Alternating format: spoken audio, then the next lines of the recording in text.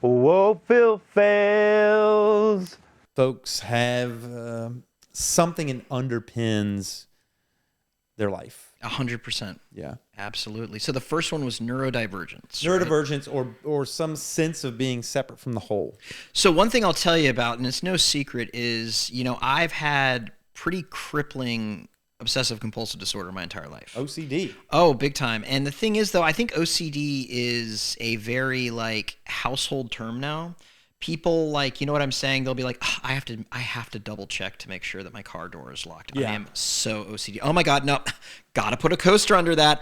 I'm so OCD. Yeah. And there are a lot of people with OCD proper that bothers. It doesn't really bother me that much because when I was a kid, people didn't really know what OCD was at all. Mm-hmm.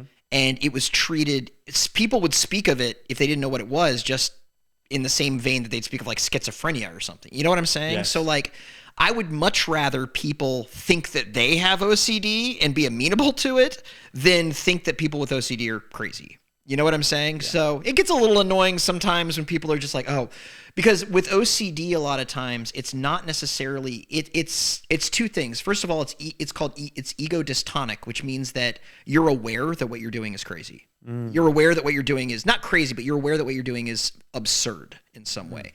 If I touch the ground 3 times, it'll keep my parents from dying. You know that there's no logic to that. You're aware of that.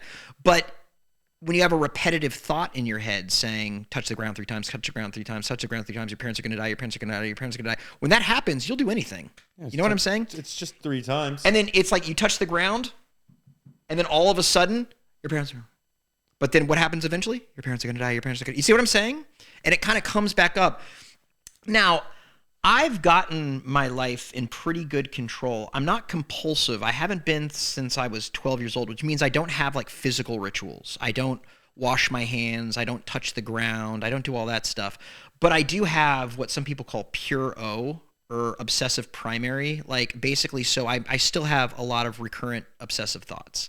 And I know how to recognize them as to what they are, and they don't affect my behavior per se, but they're still annoying. But you got to understand, when I was a kid, especially in the early 90s, it was really bad. And I was actually, for a year, in 1993, 1994, for a year, I was hospitalized 3 times in inpatient facilities when I was 10 years old. Spent my year when I was 10 years old in inpatient facilities. Oh. Yeah, it's crazy. I'm fine talking about it. I actually made a documentary for my graduate thesis. I actually made a documentary about this using old home videos. When you were growing up, did you identify as a good kid? I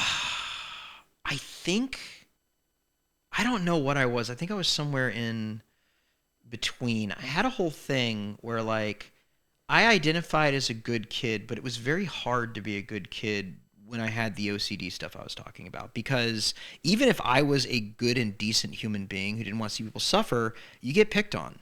Yeah. When that happens. You get into fights. You get pushed around and you have to push back. Yeah.